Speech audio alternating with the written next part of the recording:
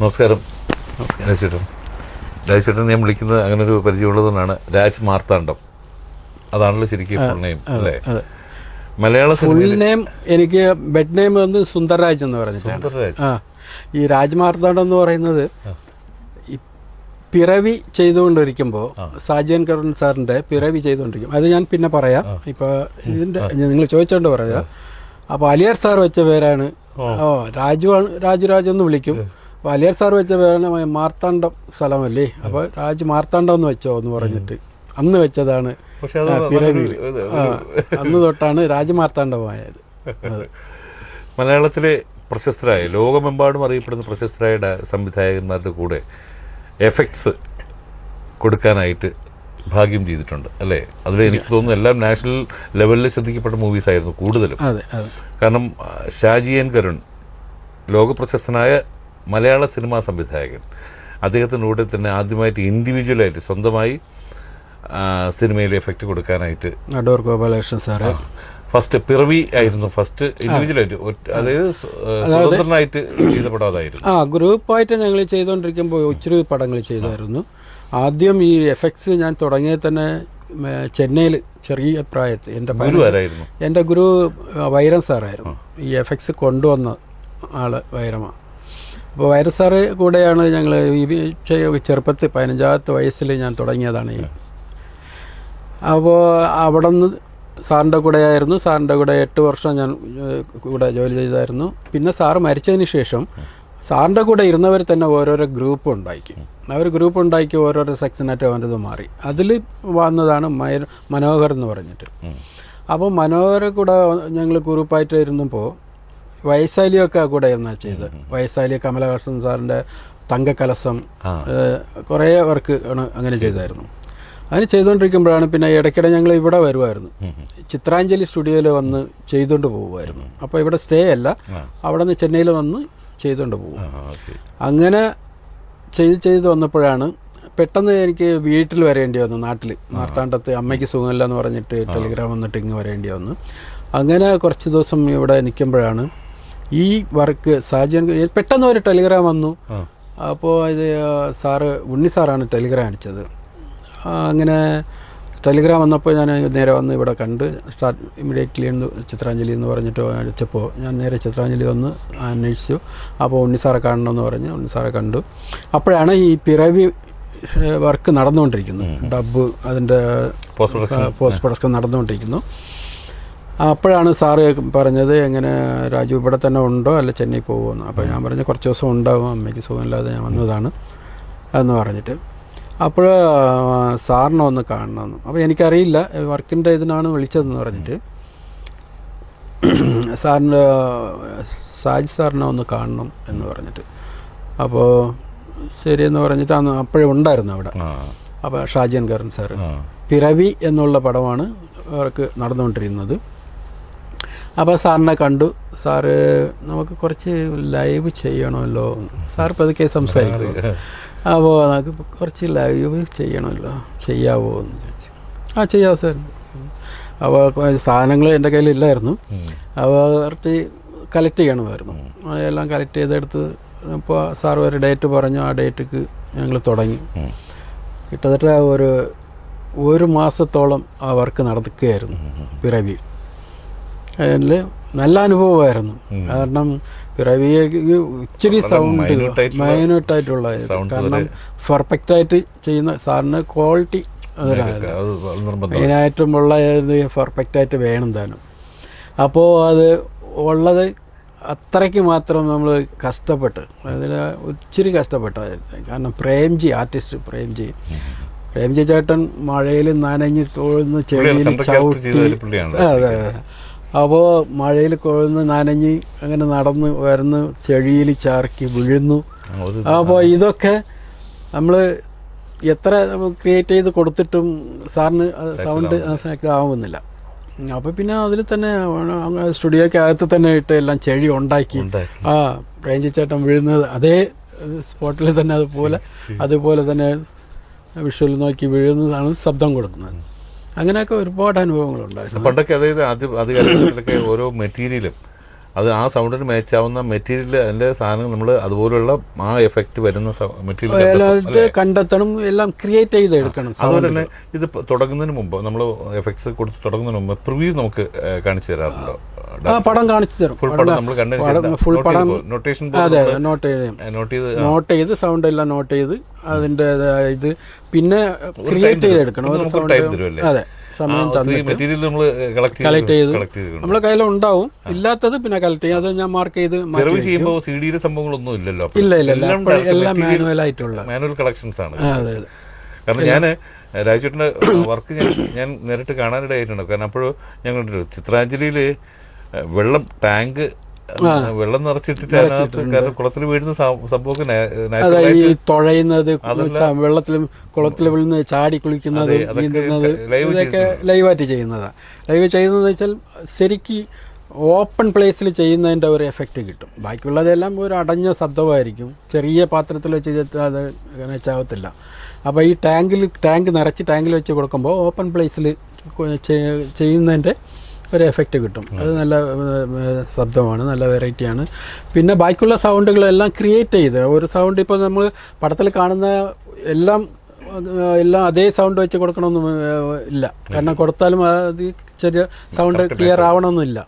അപ്പോൾ ചില സാധനങ്ങൾ മാറ്റി ക്രിയേറ്റ് ചെയ്തെടുക്കും. ക്രിയേറ്റ് ചെയ്തെടുത്ത് കൊടുക്കുന്നതാണ് നമ്മൾ ഇത്. അതുപോലെ നമ്മൾ അടൂർ സാറിൻ്റെ മതിലുകൾ ചെയ്യുമ്പോഴും മമ്മൂക്ക വന്ന് ജയിലിൽ കിടക്കുന്നു. മമ്മൂക്ക ജയിലിൽ നിന്ന് പുറത്ത് വരുന്നു കുളിക്കാൻ വേണ്ടി. അവിടെ നിന്ന് നേരെ പുറത്ത് കൊണ്ടുവരുന്നു. പൈപ്പ് ജയിലിൻ്റെ പുറത്ത് പൈപ്പുണ്ട്, അതിൽ നിന്ന് വെള്ളം പിടിച്ച് വേണം കുളിക്കാൻ. അതെല്ലാം നമ്മൾ അതേപോലെ കണ്ട് ടൈമിങ് കറക്റ്റായിരിക്കണം. അപ്പോൾ എന്താണെന്ന് വെച്ചാൽ അതേപോലെ സാധനങ്ങൾ പൈപ്പിൽ നിന്ന് വെള്ളം പിടിച്ച് കുളിക്കുന്ന ഒരേ ടൈമിംഗ് ആയിരിക്കണം. അങ്ങനെ സാറിന് എത്ര ടേക്ക് എടുത്ത് ശരിയാവാതെ വെള്ളം അതിൽ നിന്ന് കുളിച്ച് പനി വരയ്ക്കുന്നിട്ടുണ്ട്. അതേപോലെ ഈ തീപ്പെട്ടി കൊള്ളി വരയ്ക്കുന്ന സംഭവം ജയിലിൻ്റെ അകത്ത് കുറ്റി പീടിയാണ് മമ്മൂക്കായ്ക്ക്. ഒരു കുറ്റി പീടിയേ ഉള്ളൂ. അപ്പോൾ ഒരു കൊള്ളിയേ ഉള്ളൂ കയ്യിൽ. അപ്പോൾ ഇതിൽ പകുതിയെ കീറും, രണ്ടായിട്ട് കീറി, ആ കൊള്ളിയെ രണ്ടായിട്ട് കീറി പകുതി വെച്ചാണ് ഉരച്ച് കത്തിക്കുന്നത്. അതൊക്കെ അതേപോലെ സംഭവം ഉരച്ച് തന്നെയാണ് കത്തിച്ച് സൗണ്ട് കൊടുക്കുന്നത്. അല്ല വേറെ ഒരു സൗണ്ട് വെച്ച് സാറിന് കാരണം ചേട്ടന് കിട്ടിയിട്ടുള്ള ഡയറക്ടേഴ്സ് എന്നുള്ളത് കോംപ്രമൈസ് ചെയ്യാത്ത ഡയറക്ടേഴ്സ് ആയിരുന്നു.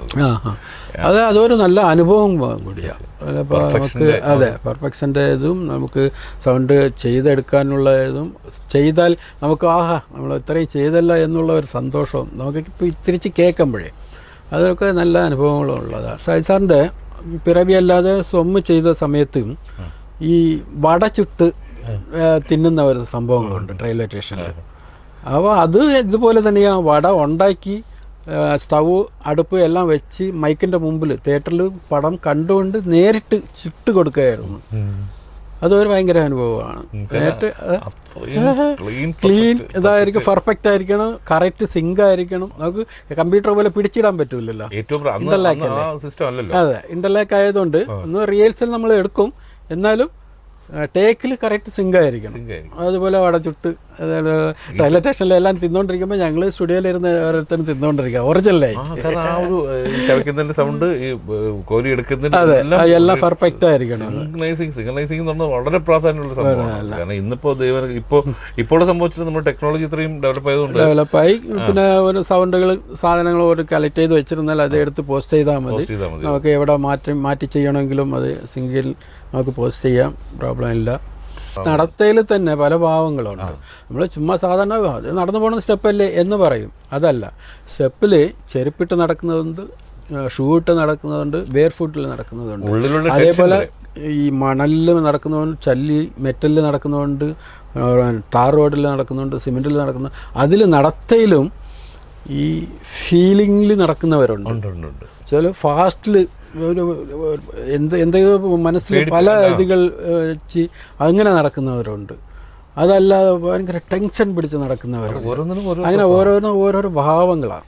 അത് സാറിന് പിന്നെ അടൂർ സാറിൻ്റെ ഇതിൽ ചെയ്യുമ്പോൾ സാറിന് പറഞ്ഞിട്ടുണ്ട്, രാജു കൊടുക്കുക, അത് അതിന് ഭാവം കണ്ട് ആ ഭാവത്തിൽ കൊടുക്കുക, അല്ലെങ്കിൽ കൊടുക്കാതിരിക്കുക, ചെയ്യാതിരിക്കുക, അതാ നല്ലത് എന്ന് പറഞ്ഞിട്ട്. കാരണം നമ്മളെ സൗണ്ട് കേട്ട് ബാക്കിയുള്ളവർ അത് തെറ്റ് വഴിയാവാൻ പാടില്ല. നമ്മളെ സൗണ്ട് കേട്ട് അവർ കറക്റ്റ് ആവണം, മനസ്സിലാവണം എന്ന് പറഞ്ഞിട്ട് സാറ് പറയാറുണ്ട്. പക്ഷെ അത് ശരിക്ക് രചന അതൊരു വലിയൊരു ഒരു നല്ല അനുഭവമായിരുന്നു. കാരണം അത് ആ ഒരു നമുക്ക് ആ ഒരു ഫ്രീഡം ഒരുപാട് ഫ്രീഡം തന്നിട്ടുണ്ട്.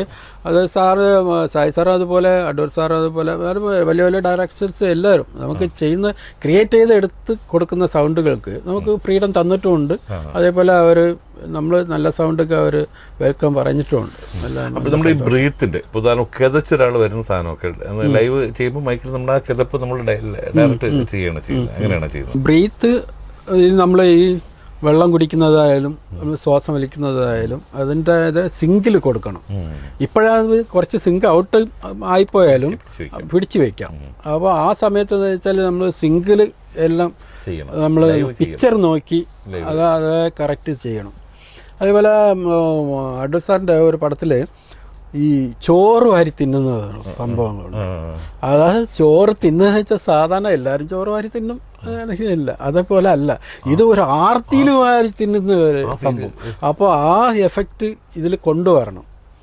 അങ്ങനെ തിന്ന് കുറേ ഈ കുളിച്ച് പനി വന്നെന്ന് പറഞ്ഞ പോലെ തിന്ന് വയറൊന്ന് ഈ ബ്രീത്ത് എന്ന് പറഞ്ഞ ശ്വാസം വിടാതെ ആയിട്ടുണ്ട്. ഭയങ്കര അങ്ങനെ അത്ര ടേക്ക് എടുത്ത് അത്രയും ടേക്ക് എടുത്ത് സാറിന് എത്ര കുഴപ്പമില്ല, ചോറ് ഇപ്പം എത്ര വാങ്ങിയാലും നമുക്ക് ആവശ്യപ്പെട്ടാലും വാങ്ങിത്തരാം, കറക്റ്റ് ആവണം എന്നുള്ളതാണ്. മങ്കമ്മാലും കുറേ സംഭവങ്ങൾ, ഈ രേവതി അരിയാട്ടുന്ന സംഭവം ഞാൻ ഒരുപാട് ഇതിൽ പറഞ്ഞിട്ടുണ്ട്. എന്നാലും ഇതും നിങ്ങൾക്ക് അനുഭവമാണ്, അത് ഒരുപാട് അനുഭവം ഉള്ള സംഭവമാണ്. രേവതി അരിയാട്ടുന്നത് ഉരലിൽ ഉഴുന്നാട്ടും ഉഴുന്നും അരിക്കും വ്യത്യാസമുണ്ട്, ടോൺ വ്യത്യാസമുണ്ട്. അപ്പോൾ ഉഴുന്നാട്ടുന്നതും അരിയാട്ടുന്നതും രണ്ട് വ്യത്യാസമാണ്. ഇത് ശരിക്കും ഉരൽ വാങ്ങി ചിത്രാഞ്ജലി സ്റ്റുഡിയോയിലായിട്ട് തന്നെ ലൈവ് കണ്ട് തന്നെയാണ് അരിയാട്ടി അതേ മാവെടുത്ത് തന്നെ ദോശ ചുടുന്ന സീനും അങ്ങനെ ക്രിയേറ്റ് ചെയ്ത് എടുക്കുന്നതാണെന്നുള്ളത് എല്ലാവർക്കും അറിയത്തില്ല. കേരളത്തിൽ ഇതുവരെയ്ക്കും എഫക്ട്സിന് വേണ്ടി പ്രത്യേകം അവാർഡ്ക്ക് ആരും ഇതുവരെ അവർ മുൻ വന്നിട്ടില്ല.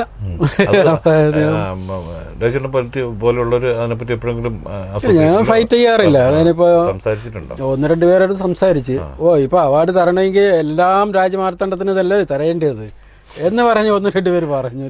പിന്നെ അത് ഞാൻ അതിനെക്കുറിച്ച് പിന്നെ ടേപ്പ് കൊണ്ട് ഞങ്ങൾ ഓരോരോ ലൊക്കേഷനിൽ പോയി കാത്തിരിക്കും. അതേപോലെ ഒരു മയിലിൻ്റെ സൗണ്ടിന് ഞങ്ങൾ തിരുനെൽവേലി പോയിട്ടുണ്ട്. തിരുനെൽവേലി പോയി രാവിലെ നിന്ന് രാത്രി വരയ്ക്കും കാത്തിരുന്നാണ് 1-2 സൗണ്ട് കിട്ടിയത്.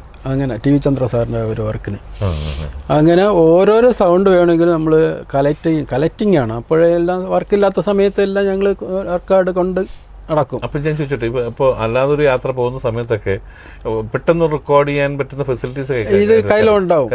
ഞാൻ ഈ ബാഗ് എപ്പോഴും ഉണ്ടാവില്ല, സഞ്ചി പോലത്തെ അന്നത്തെ സഞ്ചി പോലത്തെ ഒരു ബാഗ്, അതിൽ എപ്പോഴും എൻ്റെ റെക്കോർഡർ എപ്പോഴും ഉണ്ടാവും. ചെറിയൊരു പേപ്പർ റെക്കോർഡറൊക്കെ കയ്യിലുണ്ടായിരുന്നു. അപ്പോഴൊക്കെ ഈ ബെഡ് ടൈപ്പുള്ള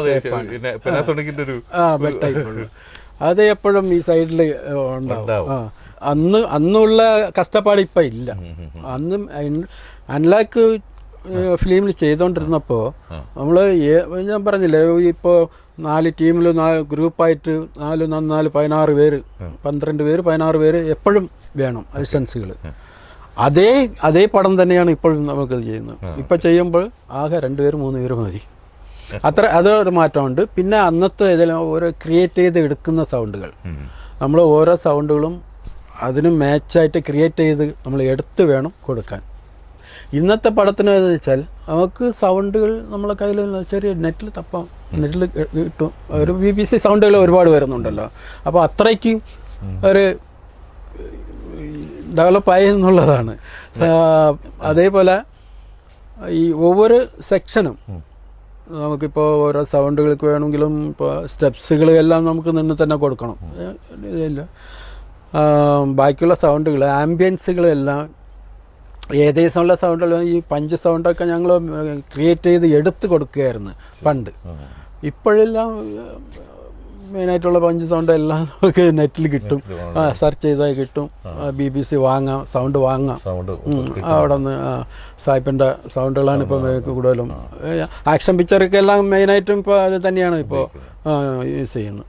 പിന്നെ ഇപ്പോൾ ഉള്ള സിസ്റ്റത്തിൽ റെക്കോർഡിങ്ങിൽ നമ്മൾ സ്പോട്ട് റെക്കോർഡിങ് വന്നിട്ടുണ്ട്. സ്പോട്ട് റെക്കോർഡിങ് വന്നതിന് ശേഷം അവർക്ക് ഈ ഡയലോഗോടെ ചേർന്ന് വരുന്ന ആംബിയൻസ്, അവൻ്റെ ലൊക്കേഷൻ ലൈവ് കിട്ടുമ്പോൾ അത് ഒരു പ്രത്യേക ടോൺ തന്നെയാണ്. ബ്ലാക്ക് ഹോലി എന്ന് പറഞ്ഞിട്ട് ഈ കഴിഞ്ഞ ആഴ്ചയിൽ ഞാൻ ചെയ്തായിരുന്ന ഒരു വർക്ക്, അത് എൻ്റെ 999ാമത്തെ വർക്കായിരുന്നു. അപ്പോൾ അത് നമ്മൾ ഷൈൻ, രഞ്ജിത്ത്, പ്രഭാത് ഹരിപ്പാട് ഇവരൊക്കെ ചേർന്ന് ചെയ്ത ഒരു വർക്കാണ്. അത് കഴിഞ്ഞ് ഇപ്പോൾ ഒരു വർക്ക് നടന്നുകൊണ്ടിരിക്കുന്ന എൻ്റെ 1000ാമത്തെ വർക്ക്. അത് നമ്മൾ നിത്യസുമംഗലി എന്നാണ് പടത്തിൻ്റെ പേര്. ആ സ്റ്റുഡിയോയിലാണ് നമ്മളിപ്പോൾ ഇരിക്കുന്നത്. ആ സ്റ്റുഡിയോയിലാണ് ഇപ്പോൾ ഇരിക്കുന്നത്. ഇപ്പോൾ പ്രേക്ഷകർ മനസ്സിലാക്കുക, ഈ എഫക്റ്റ് ചെയ്യുന്ന ഈ സ്റ്റുഡിയോയ്ക്കകത്താണ് ഞങ്ങൾ ഈ ഷൂട്ട് നടക്കുന്നത്. പക്ഷേ ഇത് 1000 സിനിമ പൂർത്തിയാക്കിയ ദിവസമായിരുന്നു, അല്ലെങ്കിൽ പൂർത്തിയായിക്കൊണ്ടിരിക്കുന്ന ദിവസമായിരുന്നു എന്നുള്ളത് ഞങ്ങൾക്കറിയില്ലായിരുന്നു. പക്ഷെ അദ്ദേഹത്തിൻ്റെ വയലിൽ നിന്ന് കേട്ടപ്പോൾ വളരെ സന്തോഷം. ആ ഒരു സന്തോഷം പങ്കിടാൻ അങ്ങയോടൊപ്പം ഞങ്ങൾക്കും അവസരം ഉണ്ടായാലും വളരെ സന്തോഷം. ഇനിയും ഒരു 10,000 പടം ഇതുപോലെ പെർഫെക്റ്റായിട്ട് എഫക്ട്സ് കൊടുക്കാനുള്ള ആരോഗ്യവും മനസ്സും ക്രിയേറ്റിവിറ്റിയും അങ്ങനെ ഉണ്ടാവട്ടെ. അതിനുള്ള കഴിവ് ദൈവം തരട്ടെ തീർച്ചയായും എന്ന് പറഞ്ഞു.